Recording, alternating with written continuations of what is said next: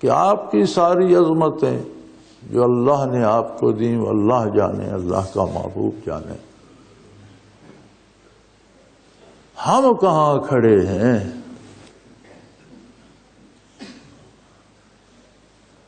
عظمت رسالت کو کوئی تسلیم کرے تو اس سے عظمت رسالت میں فرق نہیں پڑتا، تسلیم کرنے والے کو فرق پڑتا ہے۔ کوئی انکار کر دے تو عظمت رسالت کو فرق نہیں پڑتا، انکار کرنے والے کو فرق پڑتا ہے۔ عظمت رسالت تو ہے ہی، اب سوال یہ رہ جاتا ہے کہ اس کے ساتھ ہمارا تعلق کیا ہے، ہم کہاں کھڑے ہیں، اس میں ہمارا حصہ کیا ہے۔ اگر اتنی بڑی رحمت ہے اللہ کی، اس رحمت کے کتنے قطرے ہمیں نصیب ہوئے،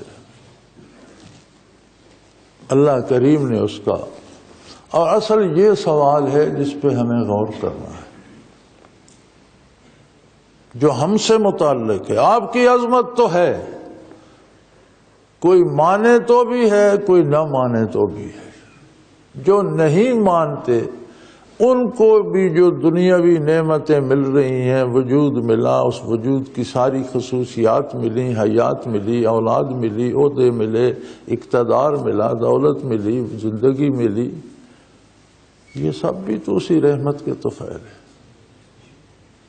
اس کا مطلب ہے کہ یہ دنیا اور دنیا کی چیزیں تو سب کافر کے پاس بھی ہیں، وہ حضور کو رحمت نہیں سمجھتا، آپ صلی اللہ علیہ وسلم کو نبی نہیں مانتا۔ تو اس کا مطلب ہے کہ یہ جو دنیا کا نظام اور اس کی جو نعمتیں ہیں یہ تو کافر کو بھی ملتی ہیں، یہ تو کوئی معیار نہیں ہے۔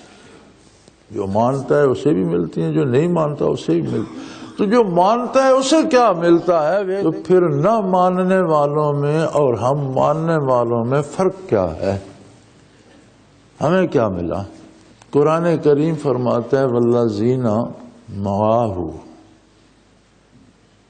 اس نے ماننے نہ ماننے کی بات نہیں کی، اس ذات پروردگار عالی نے فرمایا جو آپ کے ساتھ ہیں، جو میرے حبیب کا دامن تھامتے ہیں، والذین معاہ، جو آپ کے ساتھ ہیں، اشداء علی الکفار رحماء بینہم، ان کی قوت غضبیہ کفر کے خلاف ہو جاتی ہے، اور آپس میں جب ہوتے ہیں تو محبت چھا جاتی ہے۔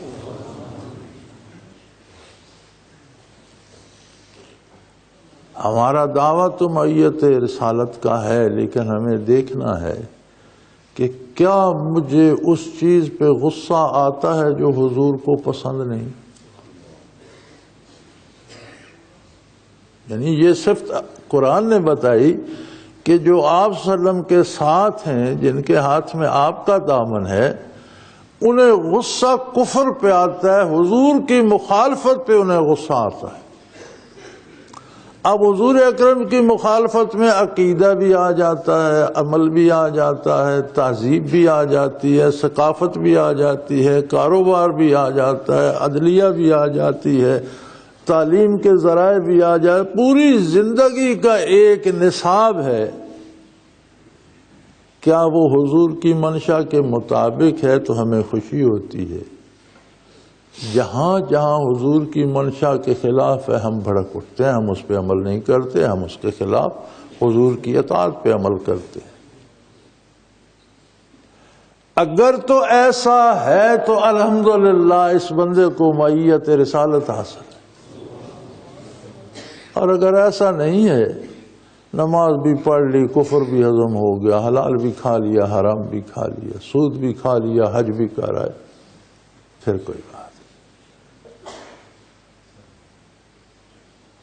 Either you are with us or against us، یا تم ہمارے ساتھ ہو یا ہمارے خلاف۔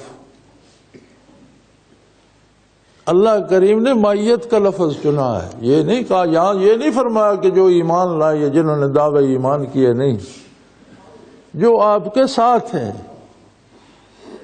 صرف دعوے پہ بات نہیں ہے، زندگی کے ساتھ دینے پہ بات ہے.